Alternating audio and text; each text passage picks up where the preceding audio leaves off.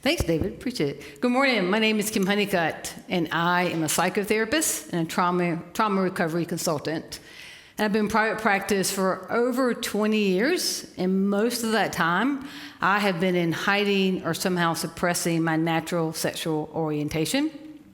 And part of the reason for that is in my late 20s, I was in a relationship with a woman. Most of you all probably were in a relationship with a woman in your late 20s too, regardless, but I was, and I've never thought being gay was wrong, but it didn't stop wrong things from happening to me from people who did think it was wrong.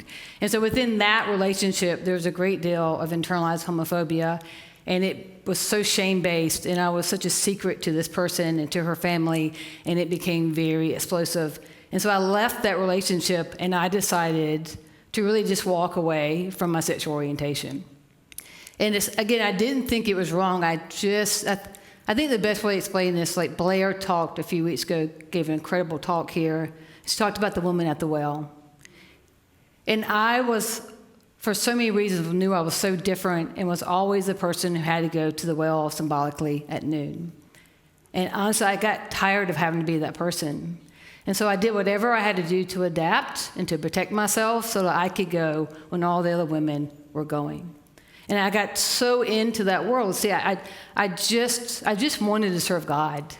And I have this amazing God relationship with God that, like, He saved me from alcoholism. He saved my life. He saved me from a horrific eating disorder. And I just wanted to share with other people about this God who had been so good to me. And I knew if people knew my inner truth, that I would be rejected from that and wouldn't be allowed to be who I wanted to be. And honestly, I stayed in the majority of the norm for so long, and I worked a whole lot. I got very involved with my church. I got very into God's Word. And what I wanted to have happen did. Like, I got to go share. People started asking me to go speak at women ministries. I started being asked to go speak at different churches when the pastor was out of town, and I got very involved with my now previous church and was asked to speak whenever the pastor was out of town. And so I got to go, and it's part of how I met your pastor here, Scott, is because he and I shared a stage in 2017. So I got to go share with people how God had rescued me, who God was to me, and it was absolutely wonderful. And then I met this woman. And in 20 years, I hadn't been attracted to anybody. I dated a few guys, and I think I decided I was heterosexual. I just didn't like men. I just didn't want them to touch me, but it worked for a little while. But then I met the most beautiful woman in the whole world, and all of y'all were really attractive. That's great. But I met the most beautiful woman ever, and she was amazing. And so she worked for one of the largest Christian organizations. And so she's a video producer and director. We started talking, and I started coming up with all these reasons to do videos. Baby baptisms. We're both well versed in the Enneagram world. I came up with all these reasons. We started talking, and then it became very evident how I felt about her, and I told her. And we started dating, if you can call that dating during COVID, whatever you want to call that. And so we decided to get married. I was 49 when I met her. I had a relationship for 20 years, and I just knew.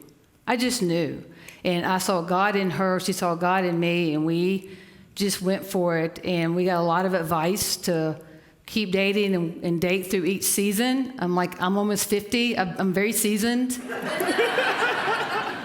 I don't need to belabor the point.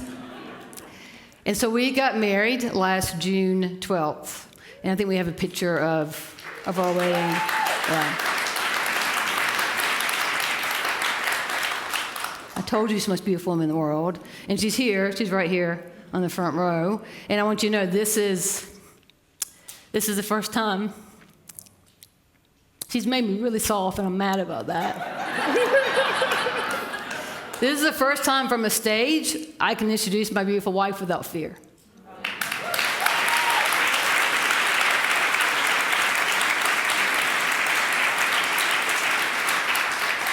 So thank you all for that. So on the way back from our honeymoon, we went to Key West, where everybody's gay, just let you know. It was very safe. It was great. Everybody was gay.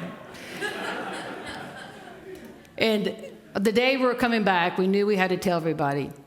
But we also knew all the things I'd feared for 20 years, all the reasons I'd gone and hide in the first place would happen to us. And so we set it up the best we could for people to protect. We did it on Facebook, because everything on Facebook is true, right? So we had people protect us the best we could while we were in the airplane, and we just announced it to everybody that we were married. And it was great, and we got received, and it was wonderful. And we also got phone calls, all the keynote speaking engagements I had coming up, everything, I got fired from all of them.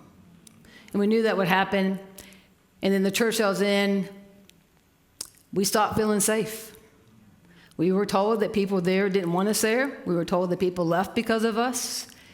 And so she'd been coming to Watershed at different times. And so we walked in this door, and it was like, it was amazing. And so I really want to acknowledge John Nance and Tommy, and Mark and Ollie and Blair and Jonathan Miller and all the people while I was in hiding were protesting, were fighting for us to have the right to get married, the right for us to have a church like this to walk into. I want y'all to know I'm so grateful.